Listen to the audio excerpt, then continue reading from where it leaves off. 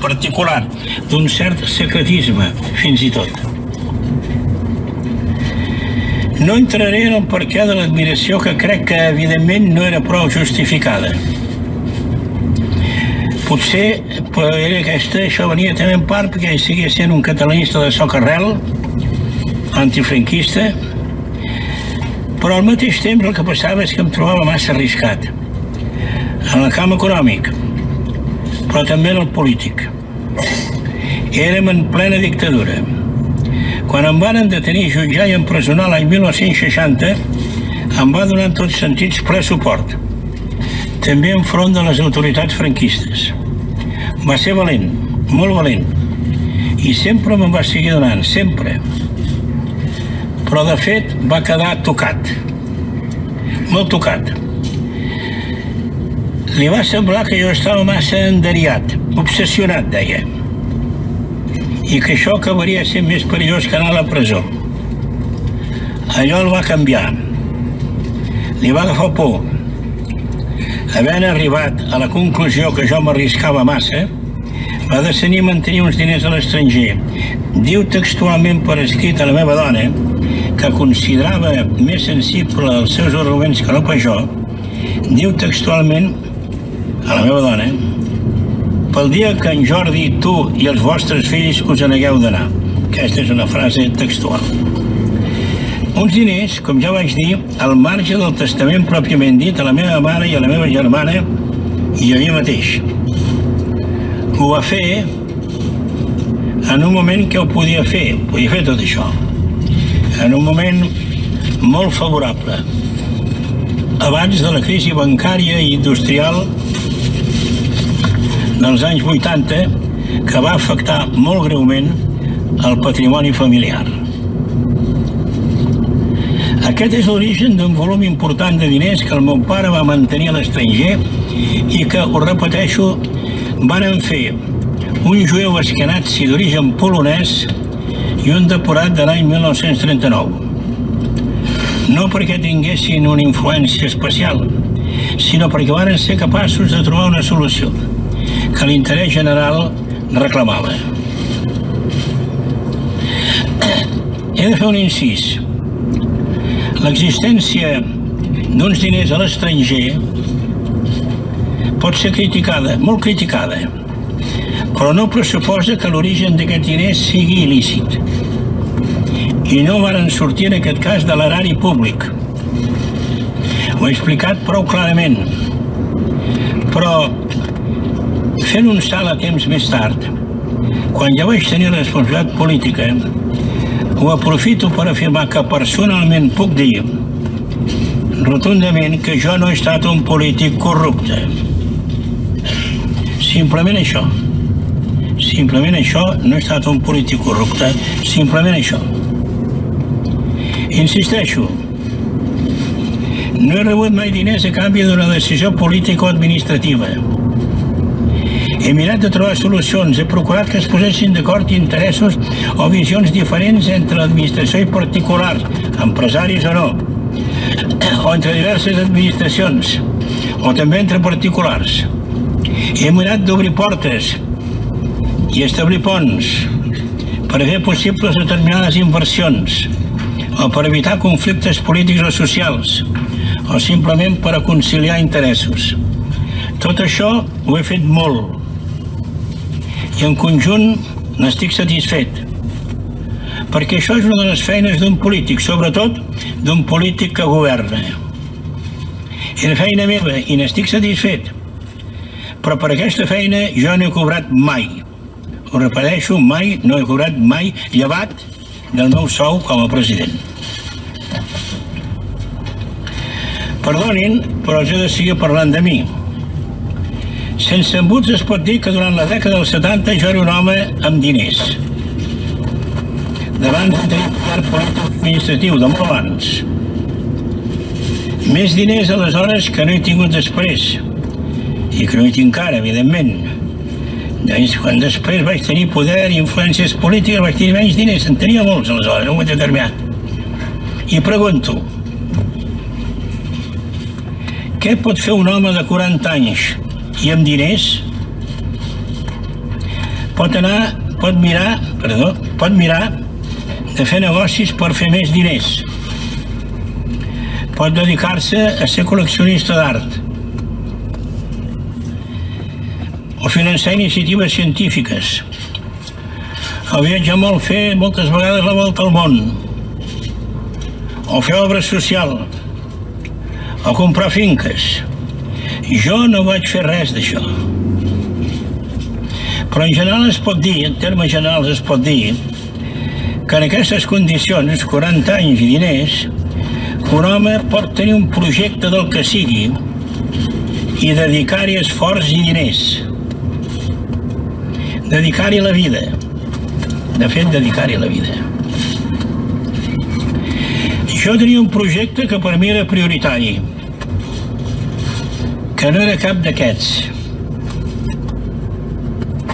De cap d'aquests que he dit abans. Aquest projecte l'havia començat a escriure l'any 1958.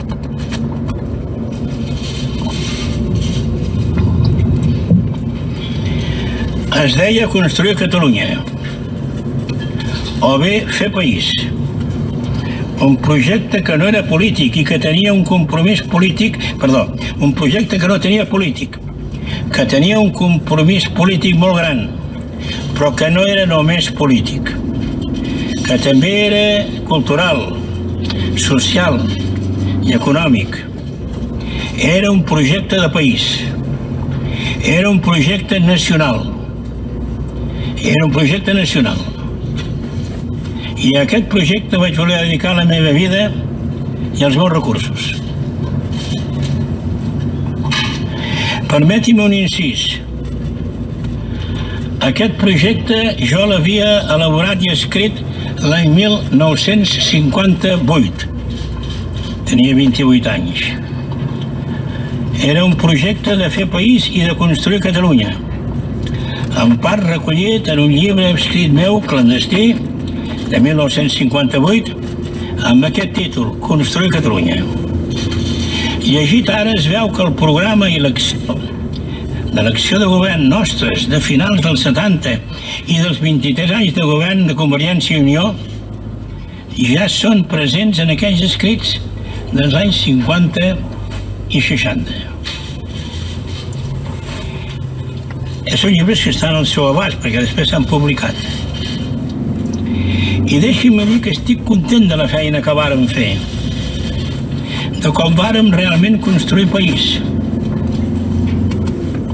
i que hi hagué un gran progrés amb la contribució de gent i sectors molt diversos, de molta gent. Ho reconec sempre, això, per esperit de justícia i amb ànim integrador, però amb un paper molt determinant nostre com a govern que hi érem, molt determinant.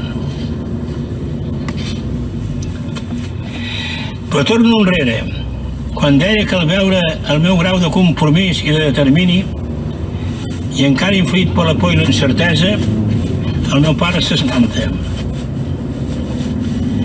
Hi ha un escrit del meu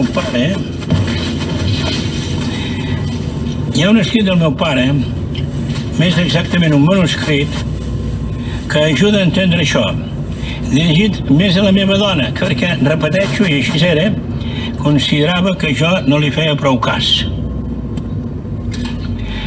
En comentaré algunes frases. És de 1972.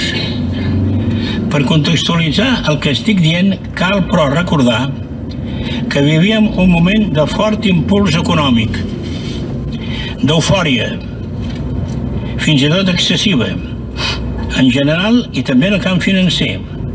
Un moment que es va interpretar per molts, i per mi mateix, com a propici per a guanyar posicions, per a créixer, per prendre volada, per instal·lar-se en posicions altes aprofitant la conjuntura en el camp bancari, per exemple, o en el de l'impuls industrial.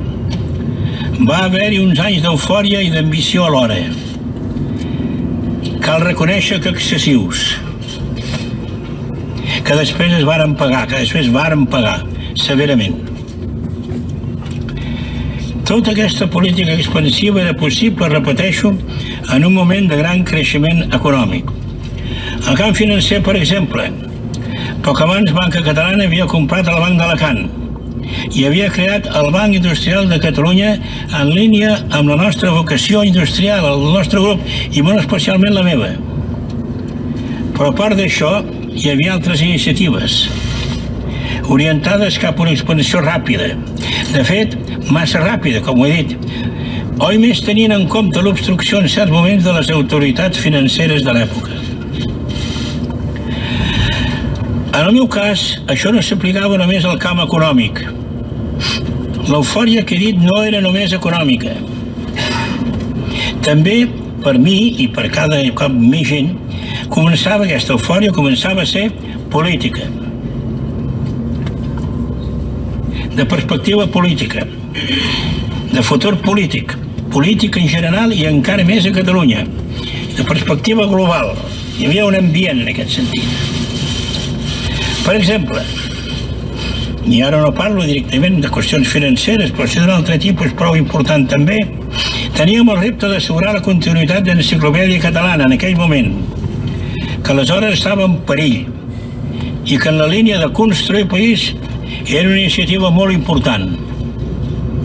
Era una iniciativa d'infraestructura de llengua, d'infraestructura cultural, com era el fer diccionaris, del francès al sànscrit. El que jo propugnava, juntament amb alguns amics, adquirir una participació molt important en el Correu Català, pensant en la importància que tindria un diari d'orientació clarament democràtica i clarament catalanista en un moment que es preveia que seria de canvi polític. Això em repeteixo a l'any 1972-1973. És en aquest context que el meu pare fa la carta que els he dit, aquest manuscrit, a la meva dona, amb qui, repeteixo, he de dir que tenia més confiança que en mi mateix. La carta refereix a operacions no només financeres, sinó de caràcter cultural i social que jo, d'acord amb la meva dona, estava disposat a dur a terme.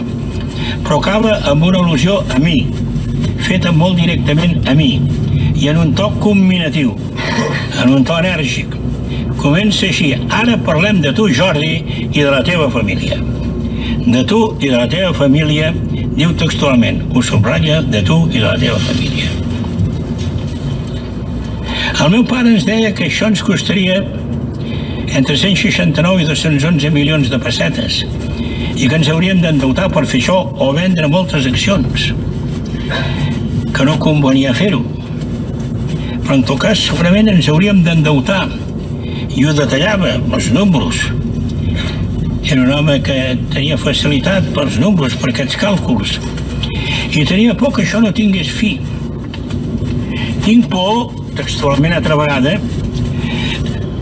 tinc por que un dia no et converteixis en un X, que la paraula X cobreix el nom d'una persona coneguda d'aquella època, que no cal fer públic, i que va acabar malament. Que anava pignorant, aquesta persona anava pignorant i repignorant, i va acabar malament. Seria molt trist, segueix el meu pare, que t'haguessis de vendre les accions i que finalment fins i tot acabessis pelat. Aquesta és l'expressió que va utilitzar, que acabessis pelat. Per això m'exigeix que les accions que jo tenia en una societat que donava un bon rendiment, i que no era el banc ni cap d'aquestes que hem dit, aquestes accions que donaven bon rendiment es posessin a nom seu. No perquè me les vulgui quedar, seguiran sent teves, ja quedarem d'acord, ja veurem com ho és, però seguiran sent teves, però han d'anar a nom meu,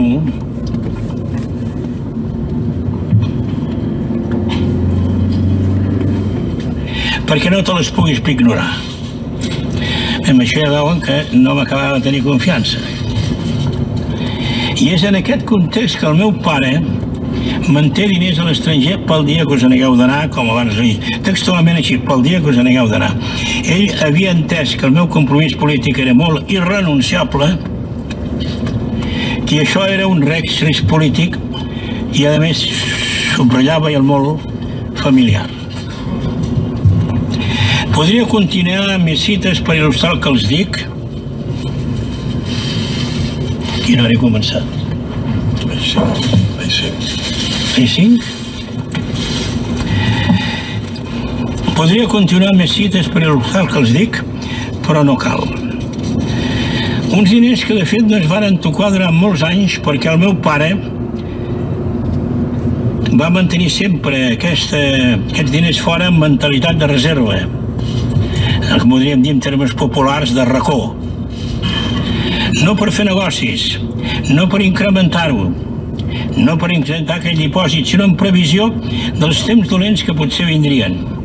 I això explica que al marge del testament a favor de la meva mare, de la meva germana i de mi mateix, que en aquella època, com ja he dit, abans de la crisi bancària i industrial dels anys 80, tot plegat era molt considerable i podia donar per molt, explica que fes aquest racó. Sovint la gent pensa que una cosa així es fa per cobdícia, i de vegades així és, però molt sovint es fa per por. El meu pare ho escriu textualment, ho faig perquè tinc por. Per si un dia van maldades econòmicament parlant, però en el cas del meu pare, de fet també maldades políticament. Així fou durant uns quants anys.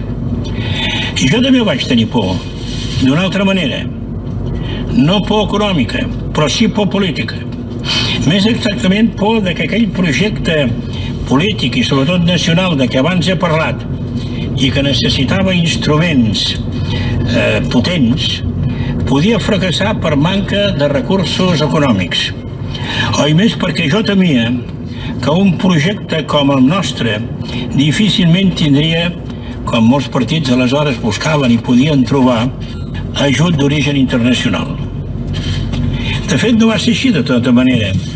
Vàrem trobar molt bona resposta, acollida dintre del país quan encara no érem govern. Aquesta era la situació quan el pare va morir sobtadament l'any 1980. En tot cas, està clar que jo no vaig decidir fer política per guanyar diners. De diners ja en tenia. Les meves declaracions de la renda i del patrimoni, em sembla que ho he dit abans ja, per vols de 1980 eren altes. Eren francament altes. I no només el pare, sinó també altres persones amigues em varen advertir del perill que econòmicament parlant significava l'opció política. Que hi podia perdre molt, i així ha estat, molt.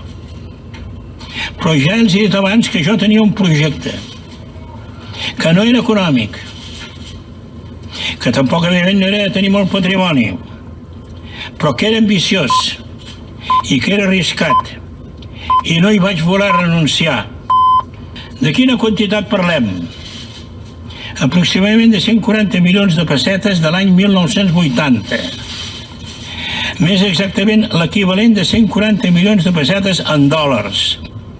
Faig aquesta precisió en dòlars perquè m'han fet veure, i és prou sabut per altra banda, que amb els anys aquesta xifra va augmentar significativament, és a dir, no pel que fa al valor efectiu, però a causa de la inflació, però sobretot, a causa de les devaluacions de la pesseta, sí que va augmentar. Cada vegada que hi havia una devaluació hi havia més pessetes, que no vol dir que donguessin més poder adquisitiu, però eren més pessetes. I com a mínim en aquella època n'hi va haver dues, i si no estic equivocat n'hi van haver tres fins i tot, però deixem en dues, si volen, molt importants. Amb un increment sensible, per tant, que no precisant de quan, perquè en el fons no m'interessava, ni em preocupava, ni em volia saber res de què hi havia realment allà, ni de com evolucionava, ni de què hi feien. Fins a la mort del meu pare l'any 1980, pocs mesos després de jo accedir a la presidència de la Generalitat, aquests diners eren cosa seva. Potser, amb el temps, hauria mirat de trobar-hi una solució millor i de repatriar-los. Però no ho va fer mentre va viure. Crec, entre raons potser, però sobretot perquè tots els temors que havia tingut propis de la seva vivència dels anys 30 i 40 i de la por que li feia la situació en el moment de la transició política Més la inquietud que li produïa allò que em deia el meu atreviment i la meva obsessió, tot això persistia, com a fets que el frenaven. Però en previsió del que pogués passar, en cas de mort, i vista la meva voluntat de no involucrar-me directament en aquesta qüestió, de quedar-ne al marge, va demanar que d'aquest llegat se n'ocupessin dos amics seus, molt amics, i efectivament ell va morir encara relativament jove. Aquests amics que els he dit se'n van cuidar, amb la condició explícita meva de jo quedar-ne al marge. Repeteixo que entre ells, el meu pare i aquests amics, hi havia una relació d'amistat antiga i fonda, de quan eren joves, d'haver viscut moltes coses junts, de fidelitat entre el meu pare i aquelles persones. En aquella època, per altra banda, jo em sentia molt pressionat personalment, però també políticament i institucionalment. Era l'època del 23F, però també de la LOAPA, i de molta pressió, de moltes coses. Finalment, al cap d'uns anys, la persona que en aquell moment se n'ocupava em va suggerir que se'n fes càrrec un fill meu. He estat sempre totalment al marge del que s'ha fet, però més encara a partir d'aquest moment. De tota manera, comprenc l'efecte negatiu que això produeix, independent de que no hagi tingut cap responsabilitat legal en els fets. Comprenc la crítica que se'n pot fer. Un discurs així convida a reflexionar sobre l'aventura o el repte de viure, sobre les opcions i decisions que es prenen al llarg d'una vida, sense sovint adonar-se'n. De vegades, decisions que es prenen en un segon, en un minut, en molt poc temps. Un segon, de vegades, condiciona tota una vida. En tot cas, aquella decisió va condicionar molt i això reapareix ara, al cap de molts anys. Al meu discurs explico una història que remunta als anys 50, amb fets que ara poden ser de difícil comprensió, fets de caràcter general i fets relacionats amb la meva persona, coses que han tingut incidència col·lectiva però no correspon avui parlar-ne. Avui, en compliment d'un deure dolorós, no obligatori, però per mi obligat, els ho he explicat. O entre diverses administracions, o també entre particulars. Hem anat d'obrir portes i establir ponts per fer possibles determinades inversions, o per evitar conflictes polítics o socials, o simplement per a conciliar interessos. Tot això ho he fet molt, i en conjunt n'estic satisfet, perquè això és una de les feines d'un polític, sobretot d'un polític que governa. Era feina meva i n'estic satisfet, però per aquesta feina jo no he cobrat mai. Ho repeteixo, mai, no he cobrat mai, llevat del meu sou com a president. Perdonin, però els he de seguir parlant de mi. Sense embuts es pot dir que durant la dècada dels 70 jo era un home amb diners. Davant de tenir poder polític administratiu, de molt abans. Més diners aleshores que no he tingut després, i que no hi tinc ara, evidentment. Quan després vaig tenir poder i influències polítiques vaig tenir menys diners, en tenia molts aleshores, en un moment determinat. I pregunto, què pot fer un home de 40 anys i amb diners? Pot mirar de fer negocis per fer més diners. Pot dedicar-se a ser col·leccionista d'art o finançar iniciatives científiques o viatjar molt, fer moltes vegades la volta al món o fer obra social o comprar finques. Jo no vaig fer res d'això.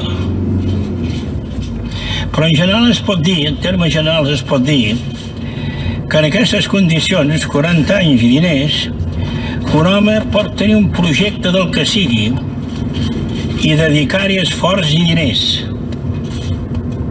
Dedicar-hi la vida. De fet, dedicar-hi la vida. Jo tenia un projecte que per mi era prioritari.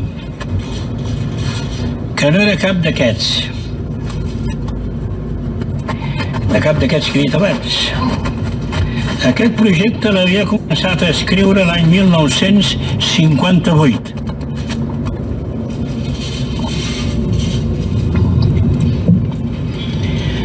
Es deia construir Catalunya, o bé fer país.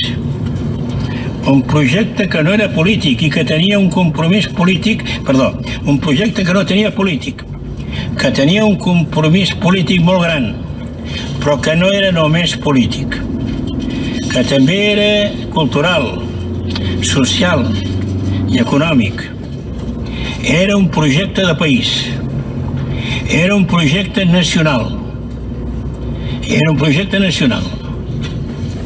i a aquest projecte vaig voler dedicar la meva vida i els meus recursos.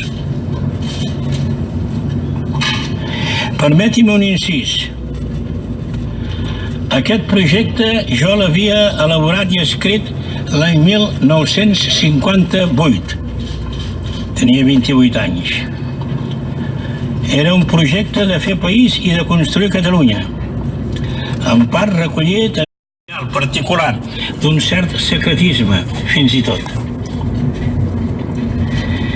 No entraré en el perquè de l'admiració, que crec que evidentment no era prou justificada. Potser això venia també en part perquè ell seguia sent un catalanista de socarrel, antifranquista, però al mateix temps el que passava és que em trobava massa arriscat en el camp econòmic, però també en el polític. Érem en plena dictadura.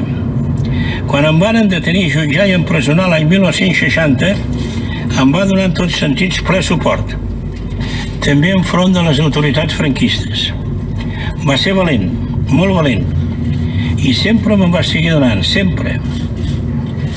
Però de fet va quedar tocat, molt tocat. Li va semblar que jo estava massa enderiat, obsessionat, deia, i que això acabaria sent més perillós que anar a la presó. Allò el va canviar.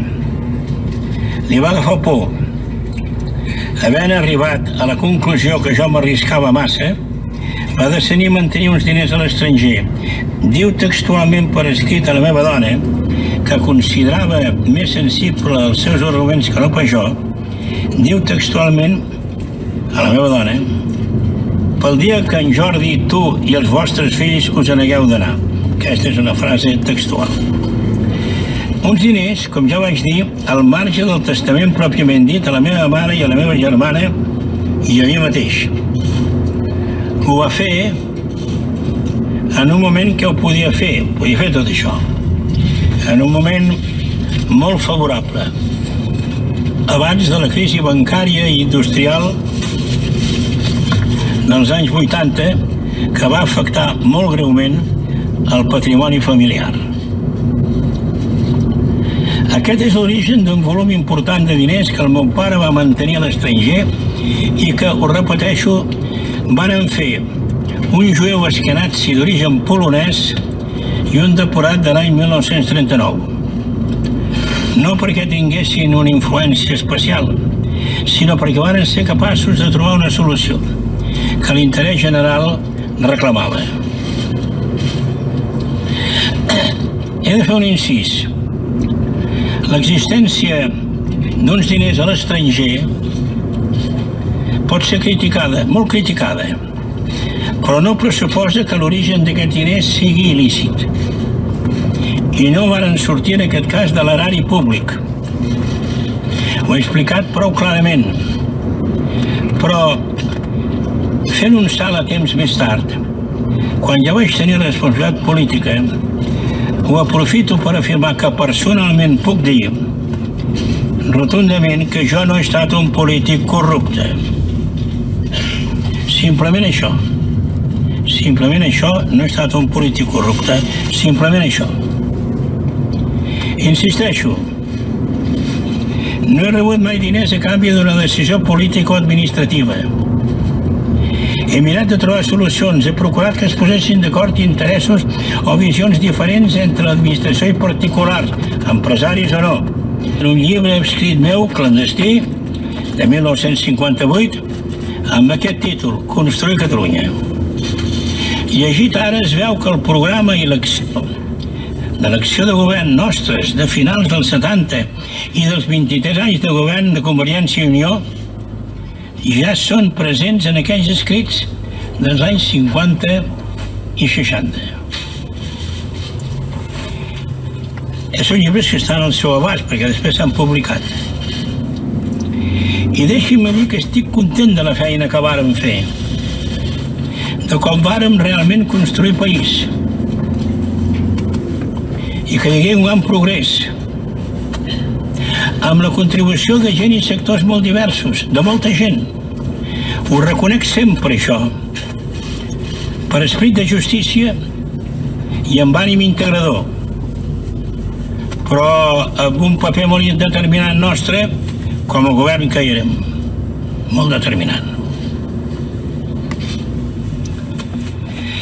Però torno enrere, quan deia que al veure el meu grau de compromís i de determini, i encara influït per la por i la incertesa, el meu pare s'espanta.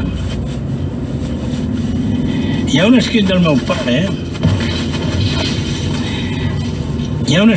pare, més exactament un manuscrit, que ajuda a entendre això, dirigit més a la meva dona, perquè, repeteixo, i així era, considerava que jo no li feia prou cas.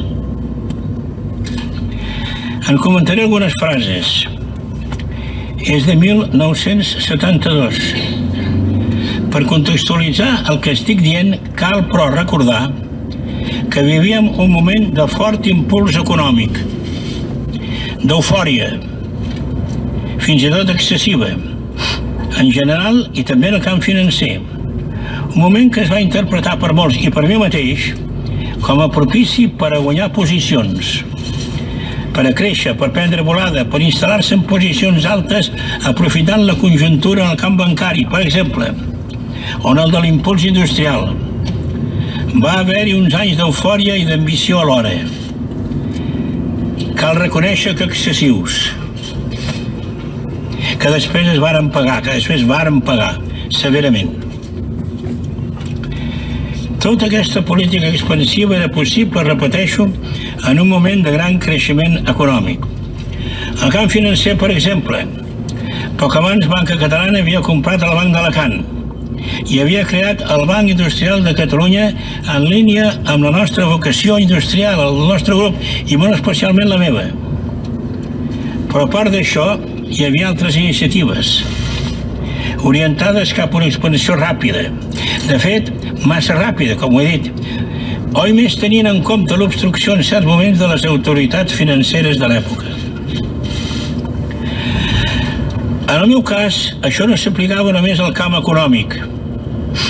L'eufòria que he dit no era només econòmica. També, per mi i per cada cop més gent, aquesta eufòria començava a ser política. De perspectiva política, de futur polític. I és en aquest context que el meu pare manté diners a l'estranger pel dia que us n'hagueu d'anar, com abans he dit, textualment així, pel dia que us n'hagueu d'anar. Ell havia entès que el meu compromís polític era molt irrenunciable, que això era un risc polític i, a més, subratllava i el molt familiar. Podria continuar amb mes cites per il·lustrar el que els dic? I no he començat. Ai, 5? Podria continuar amb mes cites per il·lustrar el que els dic, però no cal.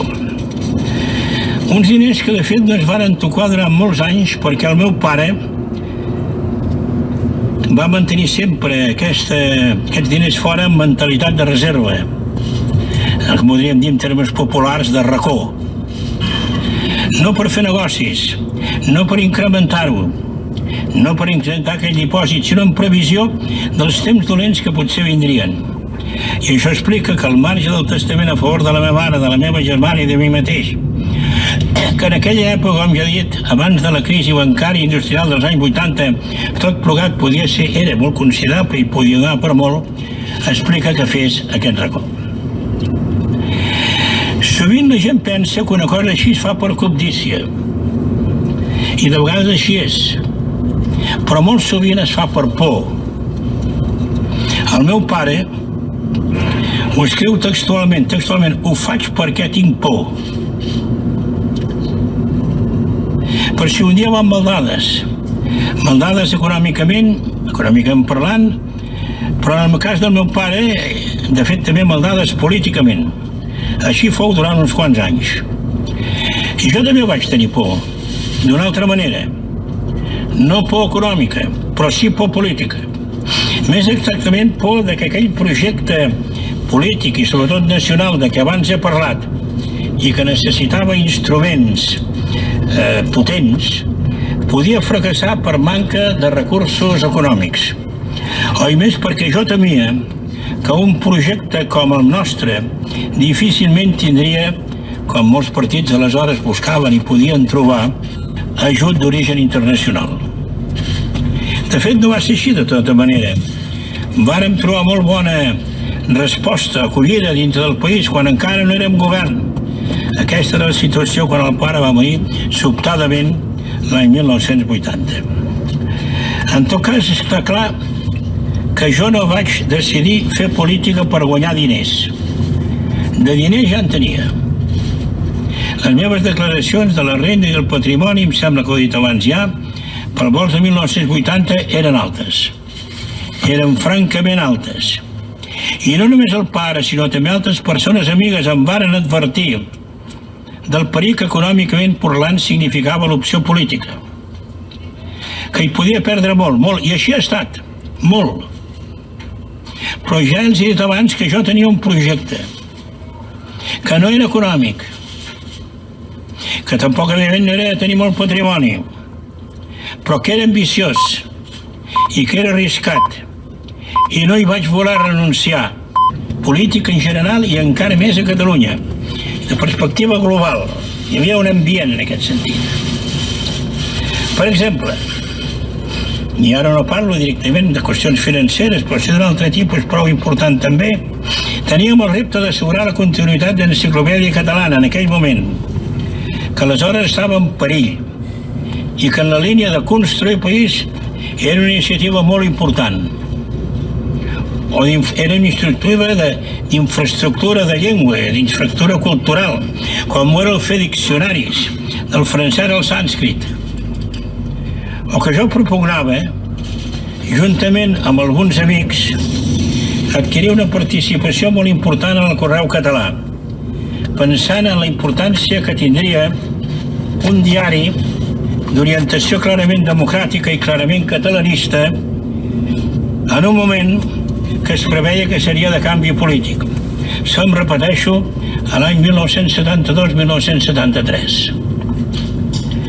És en aquest context que el meu pare fa la carta que els he dit, aquest manuscrit, a la meva dona, amb qui, repeteixo, he de dir que tenia més confiança que en mi mateix. La carta es refereix a operacions no només financeres, sinó de caràcter cultural i social que jo, d'acord amb la meva dona, estava disposat a dur a terme. Però acaba amb una al·lusió a mi, feta molt directament a mi, i en un to combinatiu, en un to enèrgic. Comença així: ara parlem de tu, Jordi, i de la teva família. De tu i de la teva família, diu textualment, ho subratlla, de tu i de la teva família.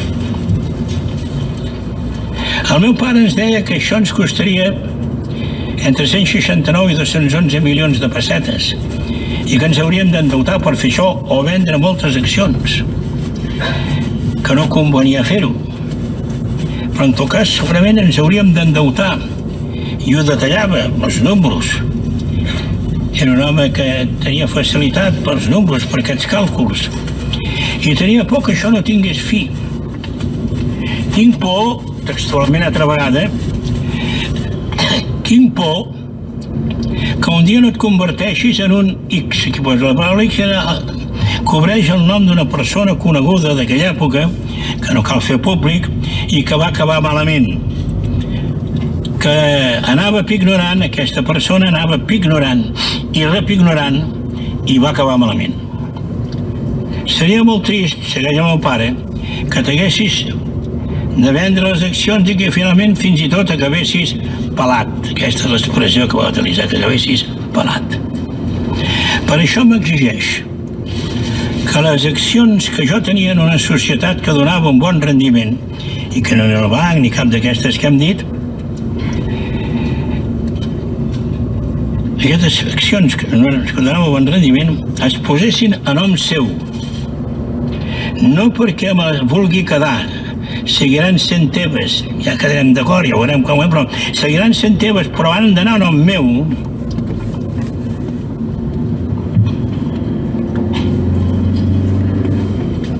perquè no te les puguis ignorar. Amb això ja veuen que no m'acabava de tenir confiança.